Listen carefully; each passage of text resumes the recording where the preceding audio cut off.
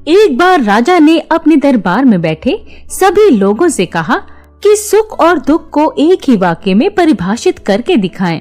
तो तभी राज पंडित अपने स्थान से उठकर खड़े हो जाते हैं और राजा से कहते हैं कि महाराज, ये असंभव है कि जीवन के सुख और दुख को एक ही वाक्य में परिभाषित किया जा सके। और तभी तेनालीराम बोलते हैं कि महाराज, ये संभव है। तब पंडित तेनालीराम एक कागज और कलम उठाते हैं और कागज पर कुछ लिखते हैं और लिखने के बाद वो कागज राजा को सौंप देते हैं। वाह, क्या बात है पंडित तेनालीराम, आप तो अद्भुत हैं। तभी राज पंडित इस बात से जलने लगता है और राजा से पूछता है, महाराज, तेनालीराम ने ऐसा क्या लिख दिया जो आप इतने प्रसन्न हो गए हैं? गुरुवर, इसमें सिर्फ एक ही पंक्ति लिखी हुई है, ये समय भी बीत जाएगा। इसका क्या मतलब है महाराज? इसका ये मतलब हुआ कि यदि इसे कोई दुखी आदमी पढ़े तो वो सुखी हो जाएगा, क्योंकि इसे पढ़कर उसके मन में अच्छे विचार आएंगे कि बुरा समय है तो ये भी बीत जाएगा, और अगर इसे कोई सुखी आदमी पढ़े तो वो दुखी हो जाएगा, क्योंकि ये सच्चाई है, समय सदा एक सा नहीं रहता, सुख है तो दुख भी आ सकता है। पंडित तेनालीराम ने जो लिखा है इसमें सुख और दुख दोनों समाये हुए हैं। तभी द्वारपाल दरबार में आता है और कहता है कि महाराज, पड़ोसी राज्य औरंगाबाद के सुल्तान जलालुद्दीन खान के दूत अहमद शाह इस राज दरबार में उपस्थित होने की अनुमति चाहते हैं। तब राजा को याद आता है कि उन्होंने जलालुद्दीन खान को एक संधि प्रस्ताव भेजा था।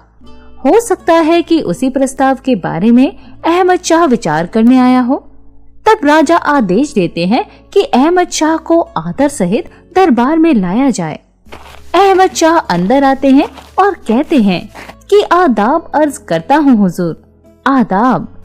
तब अहमद शाह अपने साथी से एक घड़ा मंगवाते हैं और राजा से कहते हैं कि जलालुद्दीन खान ने ये आपके लिए भेजा है और कहा है कि इसमें बुद्धि भरकर भेज दीजिए। तब राज पंडित बोलते हैं कि ये असंभव है कि किसी की बुद्धि किसी मटके में कैसे भरी जा सकती है, ये तो कोई मजाक प्रतीत होता है। नहीं, ये कोई मजाक नहीं है।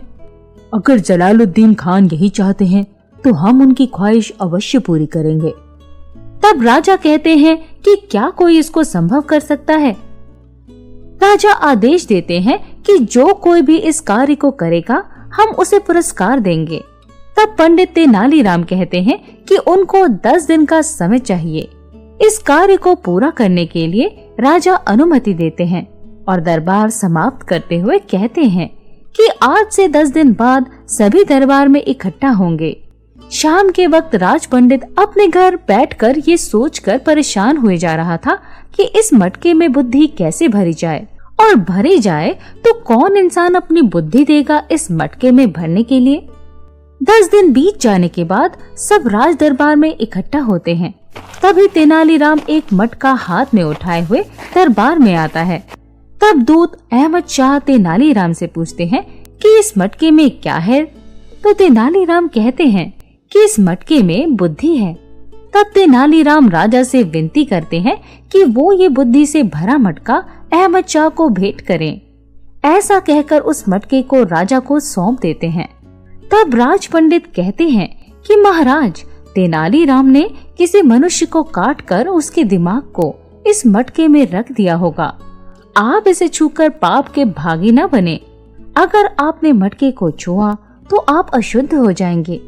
लेकिन राजा राज पंडित की बात को नहीं मानते और उस मटके को अपने हाथ में पकड़कर निरीक्षण करते हैं। राजा मटका देखकर हैरान हो जाता है और साथ ही बहुत खुश भी होता है। राजा दूत अहमद शाह को कहते हैं कि ये लो, तुम्हारे राजा के लिए एक मटका बुद्धि, और हाँ, ये मटका सिर्फ सुल्तान जलालुद्दीन खान के सामने ही प्रस्तुत होना चाहिए। अहमद शाह कहते हैं, जी हुजूर, ऐसा ही होगा। अहमद शाह मटका लेकर अपने राज्य वापस चला जाता है। राज पंडित कहता है, महाराज, उस मटके में ऐसा क्या था जिसको देखकर आप बहुत प्रसन्न भी हुए और चौंक भी गए? तब राजा कहते हैं कि इसका जवाब तो तेनालीराम ही देगा।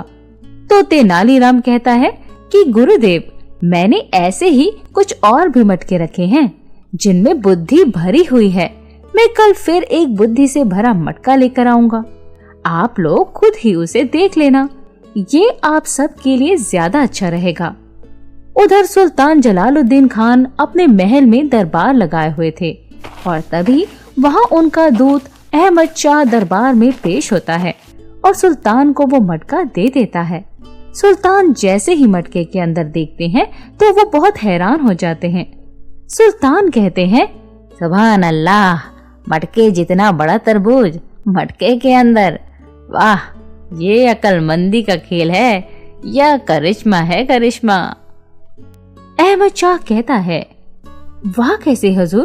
तो सुल्तान कहता है, अपनी अकल पर जोर डालो अहमद शाह, मटके के बराबर तरबूज मटके के अंदर कैसे डाला होगा? अहमद शाह कहता है, हुजूर, उन्होंने आपके लिए एक पत्र भी भेजा है। सुल्तान कहता है, अच्छा, तो हमें पढ़कर सुनाओ, क्या लिखा है उसमें? अहमद शाह कहता है, जी हुजूर। अहमद शाह पत्र को पढ़ता है। उसमें लिखा होता है, सुल्तान जलालुद्दीन खान, आपकी इच्छा अनुसार हम आपके लिए एक बुद्धि मटका भेज रहे हैं। यदि आपको चाहिए तो इस मटके से बुद्धि निकाल लें, लेकिन मटके को तोड़े बिना।